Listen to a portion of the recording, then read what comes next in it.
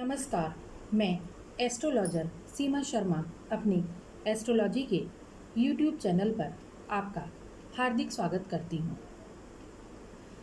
आज हम आपसे जिस विषय के बारे में चर्चा करने जा रहे हैं वह एक बहुत ही महत्वपूर्ण विषय है और वह है हमारे रोज़गार का। अक्सर मैंने देखा है कि हमारा युवा वर्ग या कहीं बहुत सारे लोग एक एज काफ़ी हो जाने के बाद भी अपने व्यवसाय का ठीक तरह से चुनाव नहीं कर पाते। वो अक्सर कंफ्यूज रहते हैं कि हमें अपने व्यवसाय में क्या करना चाहिए, हमें किस तरह की नौकरी के लिए ट्राई करना चाहिए या हमें किस तरह के बिजनेस के लिए ट्राई करना चाहिए। लेकिन इन सब बातों का जवाब हमें अपनी कुंडली से मिल सकता है। यदि हम अपनी कुंडली का सही विश्लेषण कराएं तो हमें पता चल सकता है कि हमें किस तरह के व्यवसाय में जाना चाहिए या किस तरह की नौकरी हमें ढूंढनी चाहिए। तो आज हम चर्चा करते हैं अपने व्यवसाय यानी रोज़गार के बारे में। लेकिन उससे पहले आप हमारे YouTube चैनल को सब्सक्राइब करें और बेल आइकन को ज़रूर क्लिक करें, जिससे हमारी आने वाली वीडियोस का नोटिफिकेशन आपको मिलता रहे। तो आइए चर्चा करते हैं रोज़गार के बारे में। मैं आपको ये बता चुकी हूँ कि हमारी कुंडली का दशम भाव हमारे रोज़गार से संबंधित है। यानी दशम भाव में जिस तरह के ग्रहों की स्थिति होगी, जिस तरह के ग्रह हमारे दशम भाव से संबंधित होंगे, उसी तरह का रोज़गार हमें चुनना होगा और उसी तरह के रोज़गार की हमें प्राप्ति होगी। अब इसके लिए हमें क्या देखना होगा? इसके लिए हमें देखना होगा सबसे पहले तो कि हमारे दशम भाव का स्वामी कौन है और साथ ही हमारी कुंडली के दशम भाव में कौन कौन से ग्रह बैठे हुए हैं, शुभ ग्रह बैठे हैं या पाप ग्रह बैठे हैं। यदि शुभ ग्रह बैठे हैं तो कोई अच्छा योग बनाकर बैठे हैं या अच्छी स्थितियों में बैठे हैं या खराब स्थितियों में। और इसके साथ ही हमारे दशम भाव के स्वामी की स्थिति कैसी है। यदि वह उच्च का है तो हमें किसी भी तरह से रोज़गार का चुनाव करने में कोई परेशानी नहीं होगी। लेकिन यदि वह निम्न स्थिति में है तो अवश्य ही हमें बहुत अधिक परेशानियों का सामना करना पड़ेगा। लेकिन उससे पहले हमारे मन में सवाल ये उठता है कि आखिरकार हम कौन से रोज़गार का चुनाव करें। बहुत से लोग अक्सर सरकारी नौकरी की तैयारी करते रहते हैं, लेकिन उन्हें ये नहीं पता होता कि उन्हें कौन से विभाग में प्रिपरेशन करनी चाहिए, कौन से विभाग के किस तरह की नौकरी की तैयारी उन्हें करनी चाहिए, और वो अक्सर दिशाहीन भटकते रहते हैं। तो उसके लिए हमें जानना होगा कि हमारा दशम भाव कौन से ग्रहों से कनेक्टेड है।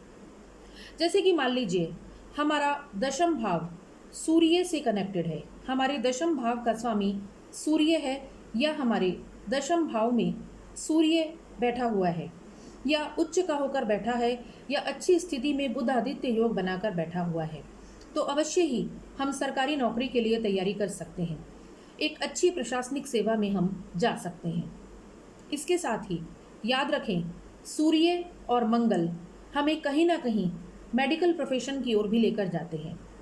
यदि सूर्य और मंगल हमारे दशम भाव से या पंचम भाव से कनेक्टेड होते हैं तो हो सकता है कि हम किसी मेडिकल प्रोफेशन की ओर जाएं, जैसे कि मेडिकल डॉक्टरी या नर्सिंग वगैरह में। या अगर हमने इस तरह की पढ़ाई नहीं भी की है तो हो सकता है कि हमें नौकरी किसी ऐसी जगह पर मिले जहां पर स्वास्थ्य विभाग से संबंधित या हॉस्पिटल से संबंधित कार्य होता हो या किसी हॉस्पिटल में हमको नौकरी मिल जाए। तो इस तरह की परिस्थितियां हमें पता चलती हैं अपने ग्रहों से कि कहाँ पर हमें जॉब के लिए ट्राई करना चाहिए। जैसे कि मान लीजिए आपका दशम भाव चंद्रमा से संबंधित है, यानी कि चंद्रमा हमारे दशम भाव में बैठा हुआ है या हमारे दशम भाव का स्वामी चंद्रमा है, तो अवश्य ही हम किसी कला से संबंधित व्यवसाय से जुड़ सकते हैं। कला जिसमें कि सबसे अधिक चंद्रमा हमें संगीत कला की ओर लेकर जाता है। तो अगर चंद्रमा हमारे दशम भाव से कनेक्टेड है तो अवश्य ही हम कला या संगीत के माध्यम से धन कमा सकते हैं। लेकिन इसके साथ साथ हमें ये भी ध्यान रखना होगा कि हमारा पंचम भाव किन ग्रहों से कनेक्टेड है, क्योंकि अक्सर दशम भाव और पंचम भाव की आपस में समानता रहती है और दोनों आपस में कनेक्टेड रहते हैं, क्योंकि पंचम भाव शिक्षा का भाव है और दशम भाव नौकरी का भाव है। तो हमें यह देखना होगा, यदि चंद्रमा हमारे पंचम भाव से संबंधित होगा तो अवश्य ही हम संगीत की शिक्षा ले सकते हैं, और दशम भाव से कनेक्टेड होगा तो अवश्य ही हम अपने संगीत के माध्यम से या अपनी कला के माध्यम से धन कमा सकते हैं। इसी तरह से जो लोग व्यवसाय करना चाहते हैं, बिजनेस करना चाहते हैं, उनके लिए बुध स्ट्रांग होना बहुत अधिक ज़रूरी है। यदि आपके दशम भाव का संबंध बुध से है, यदि बुध आपके दशम भाव में या पंचम भाव में बैठा हुआ है, तो हो सकता है कि आप बिजनेस से संबंधित स्टडीज़ करें और अच्छा व्यवसाय कर सकें, अच्छा बिजनेस कर सकें। इसके साथ ही ध्यान रखें, बुध आपको अकाउंटेंसी, चार्टर्ड अकाउंटेंसी, सीए की तरफ भी लेकर जाता है। यदि बुध आपका उच्च का है या अच्छी स्थिति में है, चतुर्थ दशम भाव में है या पंचम भाव में है, तो अवश्य ही आपको सीए की पढ़ाई करा सकता है और उससे आपको पैसा कमाने में मदद मिल सकती है। इसी तरह से यदि गुरु आपके दशम भाव से कनेक्टेड है, प्रथम भाव, चतुर्थ भाव या दशम भाव या पंचम भाव, कहीं पर भी आपका गुरु बैठा हुआ है, तो आप या तो शिक्षा से संबंधित कोई व्यवसाय करेंगे या फिर आप किसी अच्छी प्रशासनिक सेवा में जाएंगे। लेकिन साथ साथ आपको ये भी ध्यान रखना होगा कि आपके गुरु की स्थिति कैसी है। मैंने आपको पहले भी बताया कि दशम भाव में जो ग्रह बैठे हुए हैं, यदि उनकी स्थिति अच्छी है तो अवश्य ही हमें आसानी से एक अच्छे रोजगार की प्राप्ति हो जाएगी। अब बात करते हैं शुक्र की।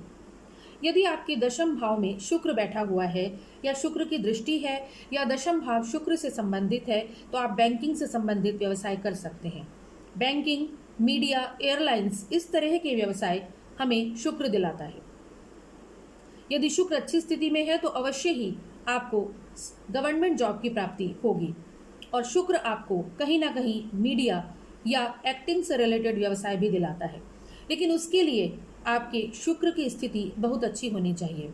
अक्सर हम देखते हैं कि जो कलाकार, एक्टर्स वगैरह होते हैं, उनका शुक्र उच्च स्थिति में होता है, शुक्र उच्च का होता है या बहुत अधिक अच्छी स्थिति में बैठा होता है, और साथ ही दशम भाव से संबंधित भी होता है।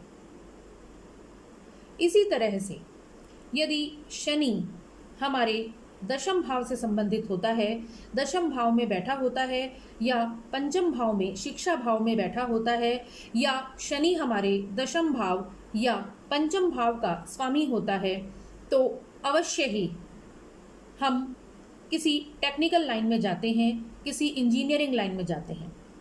ज़्यादातर जो आईटी के या इंजीनियरिंग के स्टूडेंट्स होते हैं, उनका पंचम भाव या दशम भाव शनि से संबंधित होता है और इंजीनियरिंग के क्षेत्र में उनको बहुत अधिक सफलता मिलती है।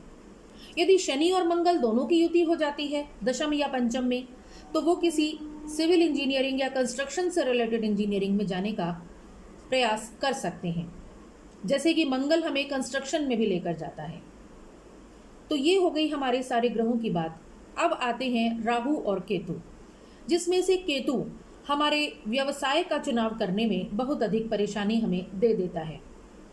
यदि दशम भाव में केतु होता है तो अवश्य ही हम एक कंफ्यूजन की स्थिति में रहते हैं। हमें पता ही नहीं चल पाता बहुत लंबे समय तक कि हमें किस व्यवसाय में जाना है, या अगर हम चुन भी लेते हैं अपना व्यवसाय तो कहीं ना कहीं हमें सफलता मिलने में बहुत अधिक समय मिल जाता है, या हमें पूरी तरह से सफलता मिल नहीं पाती। तो उसके लिए क्या करना होता है, हमें केतु के उपाय अवश्य करने चाहिए। और यदि दशम भाव राहु से संबंधित होता है तो यह भी आपको या तो मेडिसिन से रिलेटेड किसी व्यवसाय में, या फिर किसी अच्छी सरकारी नौकरी में, या फिर किसी शेयर से रिलेटेड व्यवसाय में आपको ले जा सकता है और उससे धन कमाने में आपको मदद कर सकता है। यही काम तब भी होता है जब राहु का संबंध हमारे द्वितीय या एकादश भाव से होता है। तो ये हो गई हमारे सारे ग्रहों की बात कि कौन सा ग्रह हमें किस ओर ले जा सकता है। लेकिन साथ ही साथ हमें यह भी ध्यान रखना होगा कि हमारे जितने भी ग्रह दशम भाव से कनेक्टेड हैं, हमारे व्यवसाय के भाव से कनेक्टेड हैं, हमारे बिजनेस के भाव से, हमारे रोजगार के भाव से कनेक्टेड हैं, उन सब की स्थिति भी अच्छी होनी चाहिए। यदि उनकी स्थिति अच्छी नहीं होगी या अच्छे ग्रहों की दशाएं हमारे सही समय पर नहीं आएंगी तो हम अच्छे व्यवसाय का चुनाव नहीं कर पाएंगे। लेकिन हाँ, इतना ज़रूर है कि यदि हम अपनी कुंडली को ठीक से विश्लेषण कर लेते हैं, देख लेते हैं, या ये पता कर लेते हैं कि हमारे लिए कौन सा व्यवसाय सही होगा, तो हम एक सही व्यवसाय का सही समय पर चुनाव कर सकते हैं। और यदि हमारे ग्रहों में कहीं कोई परेशानी होती है, कोई ग्रह हमारा अस्त या नीच स्थिति में होता है या वक्र स्थिति में होता है, तो उसका उपाय करके हम एक सही रोजगार की तरफ जा सकते हैं। इसीलिए कुंडली का विश्लेषण बहुत अधिक ज़रूरी है। और यदि कोई परेशानी आपके ग्रहों में है, आपके दशम भाव में कोई परेशानी आ रही है, तो उसका उपाय भी बहुत अधिक ज़रूरी है। हमारे कॉन्टैक्ट नंबर हमारे डिस्क्रिप्शन बॉक्स में दिया होता है। यदि आपको भी अपने रोजगार से संबंधित या अपनी शिक्षा से संबंधित कोई कन्फ्यूज़न होता है, तो आप हमसे संपर्क कर सकते हैं। आप हमारे YouTube चैनल को सब्सक्राइब करें और बेल आइकन को ज़रूर क्लिक करें। और हाँ, लाइक बटन दबाना नहीं भूलें। धन्यवाद।